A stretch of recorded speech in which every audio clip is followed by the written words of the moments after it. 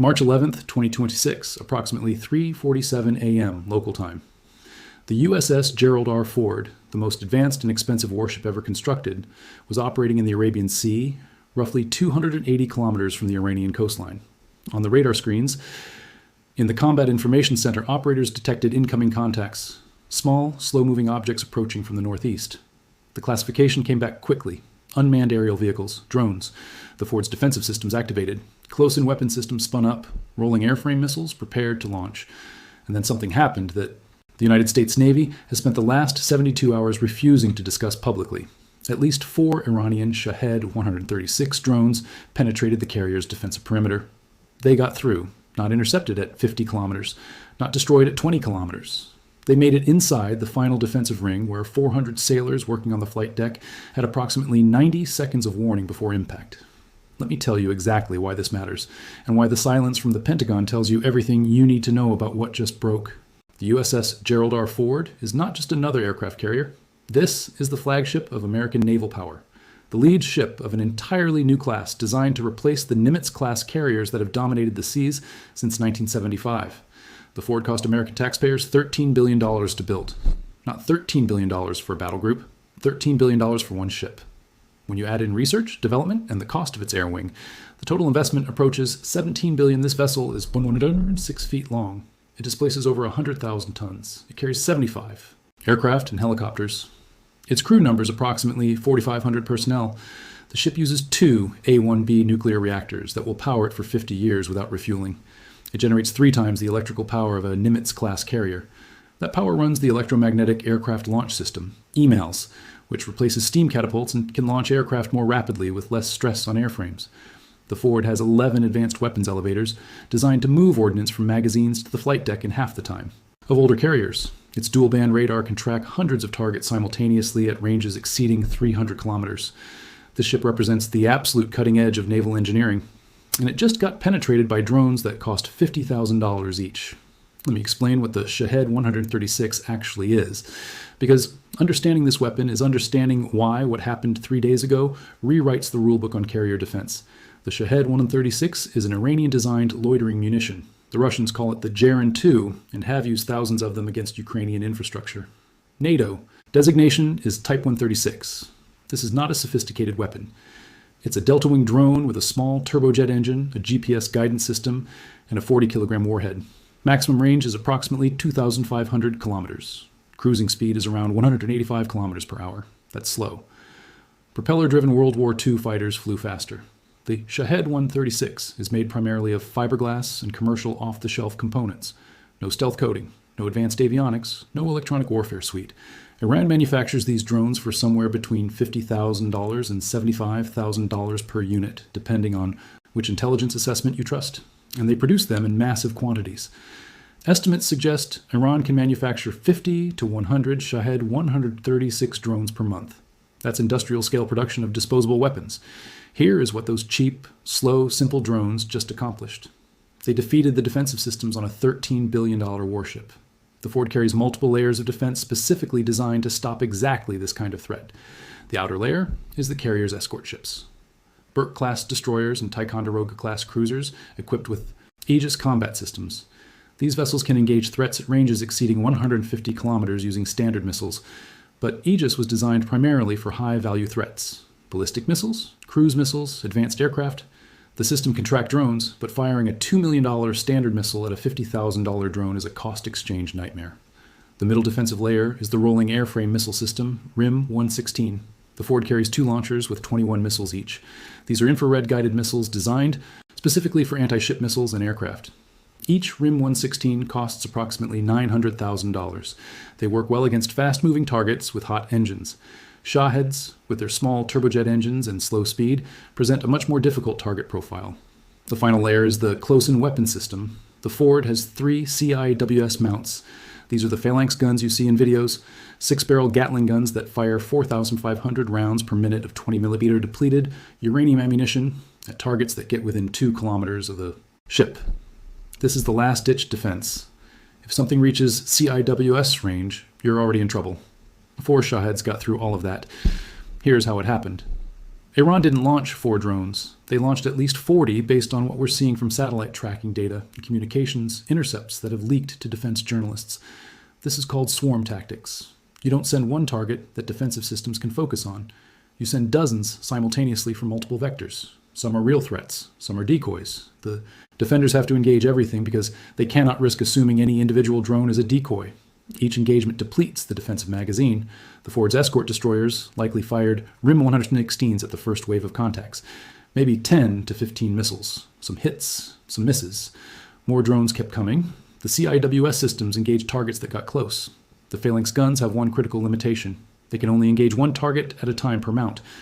If 5 drones approach simultaneously from different angles, the CIWS has to pick which ones to shoot.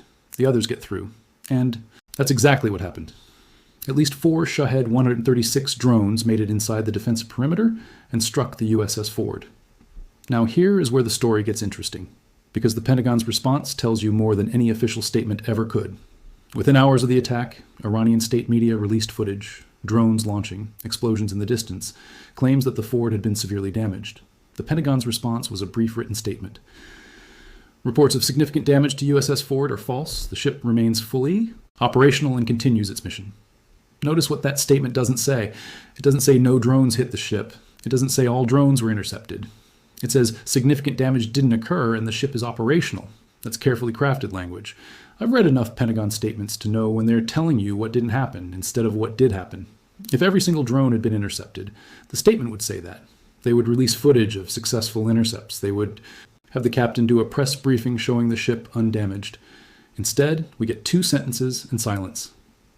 What I believe happened, based on available evidence and operational patterns, is this. Multiple Shaheds struck the Ford's flight deck. These are soft targets. The flight deck is not armored. It's a steel surface designed for aircraft operations, not combat. A 40-kilogram warhead detonating on a flight deck will damage the deck plating, potentially damage aircraft if any were parked in the impact zone, and absolutely will kill or wound personnel if anyone was exposed. The Pentagon statement says the ship is operational. That's probably true. Carriers are enormous. They have redundant systems. Unless you hit something critical like the island structure or penetrate deep into the hull, the ship will keep functioning. But operational doesn't mean undamaged, and it certainly doesn't mean the defenses worked. Let me walk you through the mathematics that explain why this happened and why it's going to keep happening. A Shahed-136 costs Iran roughly $50,000. A rolling airframe. Missile costs the United States $900,000. That's an 18-to-1 cost advantage for Iran. Iran can build 18 drones for the cost of 1 American defensive missile. If Iran launches 40 drones and the United States shoots down 36 of them, Iran just forced America to spend $32 million in defensive missiles while Iran spent $2 million on drones. The 4 that got through caused damage that will cost tens of millions to repair, killed or wounded sailors, and demonstrated that the world's most advanced aircraft carrier can be penetrated by weapons that cost less than a Toyota Land Cruiser. This is asymmetric warfare perfected. You don't need to sink the carrier, you just need to make operating it prohibitively expensive and dangerous. The USS Ford carries 42 RIM-116 missiles in its ready magazines. If Iran launches 100 drones in a single swarm attack, the math becomes impossible. The Ford might shoot down 40 with its own systems. The escort ships might get another 30. That still leaves 30 drones inbound. CIWS might get 20 of them. 10 penetrate. That's 10 40-kilogram warheads hitting the flight deck simultaneously. At that point, you're not talking about minor damage. You're talking about mass casualties and a carrier that needs to leave the combat zone for major repairs. And Iran can afford to launch those attacks repeatedly. They have hundreds of Shaheds in inventory and can manufacture more faster than the United States can manufacture RIM-116 missiles. Here's the resupply problem that makes this worse. The Ford cannot reload RIM-116 missiles at sea. The ship has to return to port. The nearest American naval base capable of resupplying advanced interceptors is thousands of kilometers away. That's days of transit time. Days when the carrier is either operating with depleted magazines or leaving the theater entirely. Iran launches from their own coastline and reloads in hours. Here's what the attack on the Ford proves at the strategic level. The era of carrier invincibility is over. For 80 years, aircraft carriers have been untouchable. During World War II, yes, carriers were sunk, but that required massive coordinated strikes by enemy aircraft or submarines. In the modern era, no adversary has successfully struck a U.S. carrier in combat. That created a perception of invincibility. American carriers could operate anywhere with impunity. That perception was itself a weapon. Adversaries backed down because they knew the carrier would arrive, and there was nothing they could do about it. Iran just shattered that perception with hardware from a hardware store and a GPS chip. Every potential adversary is watching this and recalculating. China has been studying carrier defenses for decades. They've developed DF-21D and DF-26 anti-ship ballistic missiles, specifically to target carriers. But those are expensive, complex weapons. What if China doesn't need them? What if swarms of cheap drones can accomplish the same mission for a fraction of the cost? China operates drone production facilities that dwarf Iran's capacity. If Iran can manufacture 100 Shaheds per month, China can produce 1,000. The distance from mainland China to Taiwan is 180 kilometers. Drone transit time at cruising. Speed, under 90 minutes. American carriers would need to operate within 500 kilometers of Taiwan to provide effective air support. That puts them well within range of land-based drone swarms launched in 1,000-unit waves. Russia has drone production capacity. North Korea has drones. Even non-state actors could potentially acquire or build weapons like the Shahed-136. The technological barrier to threatening a $13 billion carrier just dropped to the level of a well-funded militia group. The United States Navy is now facing a problem it doesn't have a good solution for. You cannot defend aircraft carriers against mass drone swarms using current defensive systems. The cost-exchange ratio doesn't work. The magazine depth doesn't work. The engagement geometry doesn't work. Naval doctrine for the past 30 years has assumed that high-value platforms like carriers would be protected by high-value defensive systems engaging high-value threats. Cruise missiles, ballistic missiles, advanced aircraft. Nobody planned for defending against 100 targets that cost less than a used car each. The systems weren't designed for it, the tactics weren't developed for it, and the budget doesn't support it. There are theoretical solutions. Directed energy weapons, high-powered lasers that can engage drones at the speed of light with effectively unlimited magazines. The Navy has been testing laser systems for years, but they're not deployed at scale yet. They have power requirements that current ships struggle to meet. They have range limitations in bad weather. They're not ready. Current projections put operational deployment on Ford-class carriers sometime after 2030. That's 4 years away minimum. Iran is launching drones tonight, electronic warfare, jamming GPS signals to disrupt drone guidance. But that's a two-edged sword. Jamming GPS in a carrier battle group environment affects your own systems, and drones can be programmed to continue on inertial guidance if they lose GPS. Expanded CIWS coverage, more guns, more mounts, more overlapping fields of fire. But that adds weight, requires more crew. It still doesn't solve the simultaneous engagement problem. And there's no easy fix. What happens next is the United States Navy either accepts higher risk and continues operating carriers in contested environments, or pulls carriers back from areas where adversaries can launch mass drone attacks. Both choices are defeats. Accepting higher risk means accepting casualties and damage. American carriers operating near hostile. Coastlines, knowing that they're vulnerable to weapons that cost less than the coffee mess budget. Pulling carriers back means ceding sea control.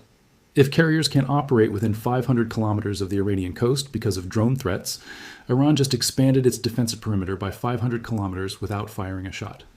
Commercial shipping insurance rates in the Persian Gulf have already spiked 40% since the Ford attack. That's strategic victory through cost imposition. Let me tell you what I want you to understand as we close this. The USS Gerald R. Ford represents the absolute peak of American naval engineering and American defense spending. $13 billion for the ship, $17 billion including development and air wing, and it just got penetrated by drones that Iran manufactures for less than the cost of a single RIM-116 missile. This isn't about one attack. This is about the mathematics of modern warfare changing underneath us. The expensive platform versus cheap weapon equation has flipped.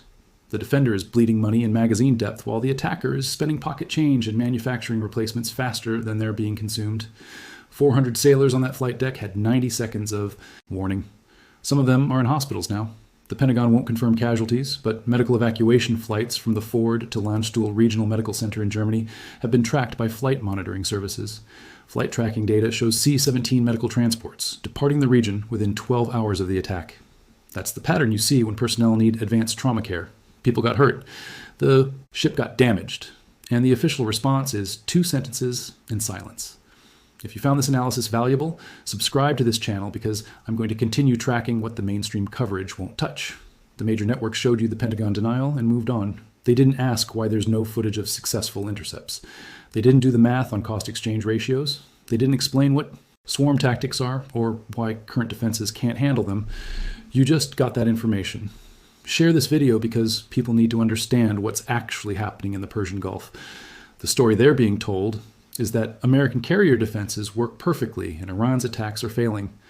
The story I just walked you through is that Iran just proved they can penetrate the defenses of the world's most advanced warship using weapons that cost less than a mid-range sedan. Both stories can't be true. I know which one the evidence supports. The USS Ford is still in the Arabian Sea. Iran has promised more attacks. The drones are already built. The mathematics favor the attacker. And the gap between what you're being told and what's actually happening just became impossible to ignore.